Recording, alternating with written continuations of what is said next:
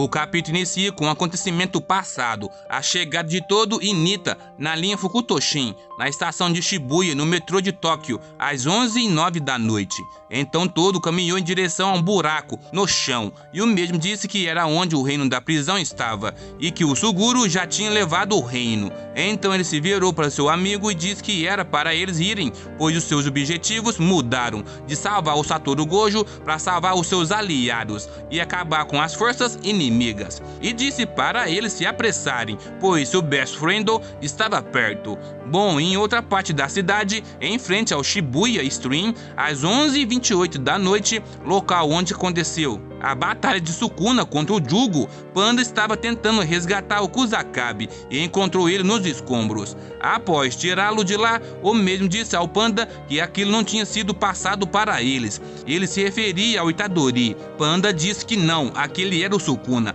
Kusakabe disse que o Itadori tinha o controle do corpo e perguntou se não era isso que tinha sido passado para eles. E disse que se o Gojo desaparecesse, ele não importava qual punição que o Itadori iria receber.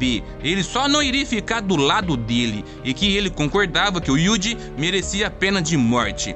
Bom, enquanto isso, em outra parte da cidade, na estação Shibuya Subsolo 3, Chozo ainda estava em choque, ainda tendo memórias com Yuji. O mesmo perguntou o que o Yuji era dele. Ele tinha que descobrir. Então, às 11h36 da noite, nos destroços da delegacia de polícia de Shibuya e de Udagawa, Geto perguntou se ele deveria salvar o Mahito. Correndo em direção ao Mahito, Yuji percebeu quem era aquele cara e o nome dele. Sendo assim, era ele que estava com Satoru Gojo e gritou dizendo para ele devolvê-lo. Devolveu o seu sensei. Mas o Geto explicou sobre a Era Edo, que as pessoas ligavam os terremotos com os peixes gatos. Acreditavam que um enorme peixe gato era a causa dos terremotos. Assim lançou uma maldição ao chão e uma enorme cratera se formou. Yuji ficou tenso e caiu ao chão e ficou sem entender. Geto perguntou se ele tinha achado que tinha caído em um buraco, mas olhando bem,